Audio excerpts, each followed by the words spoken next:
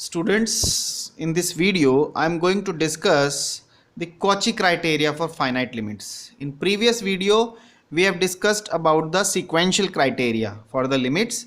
Here, this is the Cauchy criteria for the finite limits. Fine. So, what is the criteria? So, a function f tends to a finite limit as x tending to a if and only if for every epsilon greater than 0 there exists a neighborhood capital N of a such that this condition holds. Magnitude of f of x1 minus f of x double dash is less than epsilon for all x1 and x double dash belong to N. Here x1 and x double dash both are not equal to a. So this is the condition. We have to prove this. This condition is inspired by the Cauchy criteria for sequences. In last semester, we have discussed about the Cauchy criteria for the sequence, the convergence of the sequences. If a real sequence converges, then that sequence will satisfy the Cauchy criteria. Cauchy sequence, you have already understood that. If a sequence is a convergent sequence, then that will be a Cauchy sequence, and vice versa. So here is this condition is inspired from that fact. Fine. So let's see. We will prove this. So first we will prove that this function is basically tending to a limit, finite limit as x tending to a if this condition holds, and this condition is valid for this neighborhood, for all points of this neighborhood. Fine. And this neighborhood is defined for point A or around A. Fine. So we will prove this. So let's see. Now first is the condition is necessary. So suppose this neighborhood N is defined. So here limit is already given, that limit x tending to f of x equal to L, and we will take this neighborhood, fine, of A. Then we have to prove that condition. This is our task. So how to prove this? So suppose capital N denoted the deleted neighborhood of A. Deleted means we will take the neighborhood of A with radius delta and then finally delete the center point itself, and that is called the deleted neighborhood. So this is the deleted neighborhood. This is the open interval a minus delta to a plus delta, and point A itself is deleted. So that means we are having this type of neighborhood, a minus delta to a plus delta, and here this point A is deleted. So that's why there is a circle. Circle means this point is deleted. There is a hole. There is a hole at that point. Fine. So now what we will do? Suppose limit exists. Suppose this limit exists. Then we have to prove that this condition holds. So suppose this condition holds, then by the definition, for a given epsilon greater than 0, there exists a delta greater than 0, which satisfies this property. Magnitude of f of x minus L is less than epsilon by 2. So in place of epsilon, we have taken epsilon by 2. Fine. Whenever magnitude of x minus a is in between 0 to delta. So this is the condition from the definition of limit, epsilon delta definition of limit. But what is this? This is nothing but actually this. We have taken this neighborhood and a deleted. So this 0 less than magnitude of x minus a is basically indicates that a is deleted. So this is nothing but actually n. So we can rewrite this equation as magnitude of f of x minus L is less than epsilon by 2. Whenever this condition holds, that means x belongs to this n. So this is equation number 1. Fine. Now we will take 2 points in this neighborhood. To prove this condition, we have to take 2 points from N. So let's see, one point is x dash and other point is x double dash. Both are in this neighborhood. So obviously they will satisfy this condition. So f of x dash minus L is less than epsilon by 2 and f of x double dash minus L is less than epsilon by 2. But what is our aim? Our aim is to prove this. So that's why take this condition left hand side. Now add and subtract L, then apply triangle inequality, so we get this. But this condition is nothing but what? Epsilon by 2. This is also, because you can interchange, then there will be, the sign will not change. If you interchange this, still the value will be same, because this is the magnitude. So this is again epsilon by 2. So ultimately their sum is epsilon. So condition holds. So this is the necessary part. Now the sufficient part. Suppose that for any epsilon greater than 0, this condition holds. So suppose that for any epsilon greater than 0, there exists a deleted neighborhood n such that this condition holds. This is equation number 3. Now we have to prove that limit exists. Limit exists. So how to prove this? We will prove this with the help of Cauchy principle of convergence of the sequences, which we have discussed in the last semester. Last semester में हम लोगों ने discuss किया था Cauchy general principle. So we will utilize that. So for that we need sequences. So what we will do, we will take neighborhood, we will take sequence in this neighborhood, so let xn, where xn is not equal to a, for any positive integer n be any sequence tending to a. So we are basically taking a sequence which tend to a, this a point, and this sequence is xn.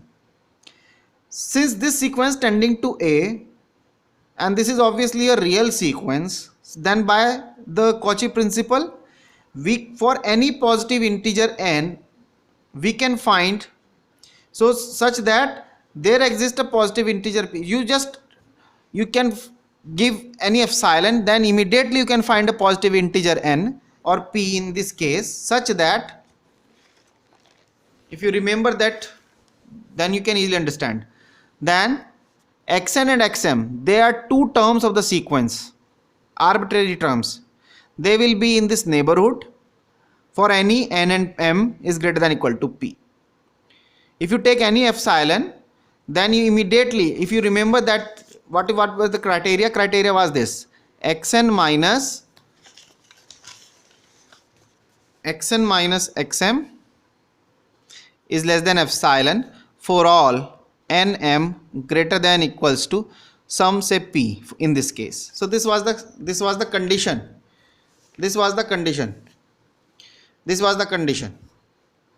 Fine. So we have to utilize this condition xn and xm. So since they are of this kind, so obviously they will be in n. They are 2 points in the neighborhood satisfying this condition. Then since they are in the neighborhood, so they will satisfy this condition, and hence f of xn minus f of xm is less than epsilon. Fine. So we are picking two random terms of the sequence which are in this neighborhood, so obviously they will satisfy this equation. So f of xn minus f of xm is less than epsilon for all nm greater than or equal to p. This is equation number 4. Then by the Cauchy general principle of convergence of the sequence, this sequence f of xn, sequence of functions, tends to a limit. But what is the limit? We don't know. But according to this sequence tends to a limit. तो limit की तरफ तो tend करेगा, but limit क्या होगी ये नहीं पता. We don't know about the limit. So now our purpose is we shall prove that this limit is unique. अब हमें prove करना है कि जो भी limit आएगी वो limit unique होगी. So for uniqueness, let if possible, in this neighborhood we are having two different sequences. One is denoted by xn, another one is x1 dash, and both are not equal to a, and both these sequences basically tend to a. So xn tend to a, xn dash tend to a. There are two sequences in the same neighborhood, and suppose, because our purpose is to show that they are having unique limit, suppose the corresponding functional sequence f of xn tend to L, however the f of xn dash tend to L dash. So now our task is to show that L is equals to L dash, to show the uniqueness, तो दो sequence हमने लिए n में, एक xn और एक xn dash, दोनों a पे कन्वर्ज कर रहे थे. इनके कॉरस्पॉन्डिंग जो फंक्शन के सीक्वेंसेस थे वो l और l डैश पे सीक्वेंस कन्वर्ज कर रहे हैं. अब हमें प्रूफ करना है कि l और l डैश एक्चुअली दोनों सेम है. तो how to do this? We will, to prove this we will use a very common practice. What is that common practice? We are having two sequences, so we will arrange these two sequences in this manner.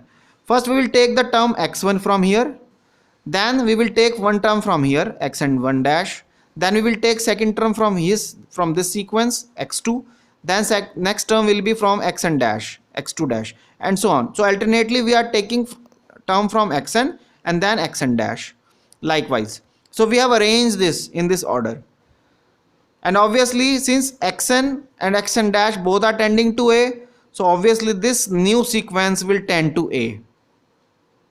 क्योंकि दोनों sequence ए पे tend हो रहे थे, तो नया sequence जो बनाया हमने ये भी ए पे टेंड करेगा. So which converges to A. Now we will take its functional sequence f of x1, f of x1 dash, f of x2, f of x2 dash. So this will sequence, because according to our question, this condition number 4, this sequence is a convergence sequence. So obviously this will be a convergent sequence according to equation number 4, because equation number 4 is satisfied by this sequence. Since equation number 4 is satisfied by this sequence, so this is only possible because f of xn dash tending to L, f of xn dash tending to L dash. So this sequence, this term, they are tending to L. However, the second, fourth and next term, they will tend to L dash. So this sequence converges only when L is equal to L dash. Otherwise this sequence will not converge, and hence L is equal to L dash. So this is the proof of this theorem. I think you understand. So this is known as Cauchy criteria for the convergence of the function. Fine. Convergent for the limit, for the limit. So here we will apply this here through this example. Show that limit x tending to 0, 1 by x, sine 1 by x does not exist. Now to prove this, basically we will take two sequences, just like here we have taken two sequences. So similarly here we have to take two different sequences which converge to 0, and then we will show that both these sequences functional images, they are tending to different limits, or maybe does not exist limit. Fine. So let's see. So here one sequence is xn here. So here is xn is equals to 2 by pi 4n plus 1. Here we have chosen this by considering two important facts. One is function is in terms of sine, trigonometric function, that's why pi is involved. Second thing is that sine is basically a periodic function with period 2 pi, so we have taken care of that. We will see how. Third thing is that here we are having 1 by x, that's why pi is in the denominator, not in the numerator. Because when we are taking 1 by xn, then this pi will goes to the numerator. So we have already taken care of that. Fine. So here we have taken xn is equal to 2 by pi 4n plus 1. Now when n tending to infinite, you will see that this will tend to 0. That means this limit. So now f of xn will be, the corresponding image will be, f of xn will be, according to this is the function. So 1 by x, that means reverse this number, so we will get 4n plus 1 pi by 2 sine, then again put this, so we will get 2n plus pi by 2. So you can see that this will be now, this term will be now this term 2n pi plus pi by 2, and you can easily find out the value, because n tending to infinite, this will be a finite value, and when n tending to infinite, this tend to infinite, so ultimately limit will be infinite, because this is a finite value, this is infinite value, so ultimately infinite as n tending to infinite. So by choosing this basically we have simplify our calculation. Fine. So from this we have concluded that limit n tending to infinite f of xn is infinite when xn, that means this sequence, xn converges to 0, because when n tending to infinite this will tend to 0, so xn converges to 0. So this is one sequence. Another sequence is that this, again let xn, you may take this xn 1, no problem, fine. So here we have taken, for example, say x1 dash, fine. So here is x1 dash, another sequence. So what is x1 dash? This is equals to 1 by n pi. Then xn dash tend to 0 as n tending to infinite. Now find out its image f of xn. This will be n pi sine n pi. Put this value here. Xn is 1 by n pi. Put it here. So we will get n pi sine n pi. Now take the limit. Limit will be sine n pi, n tending to infinite. Fine. So this will be here n pi. This will be 0. N pi into 0, because this will be n tending to infinite. So multiple of pi, sine pi, sine 2 pi, sine 3 pi, sine 4 pi, all these values are 0. So that's why this is 0. This is 0. Fine. This is 0, and hence n pi into 0, whatever be the value of this will be infinite into 0 will be 0. So that's why this is 0. So here we will see that the difference. Here in the first one, limit is infinite. However, here the limit is 0. So here limit does not exist. However, here limit exists. That's why we can say that ultimately the limit of this function at x at point 0 does not exist. This is the reason. Fine. So this is all about the Cauchy criteria. Now in the next video we will discuss about the continuous function. What is the continuous function? What is the discontinuous function? And then we will take example. Fine. Thank you.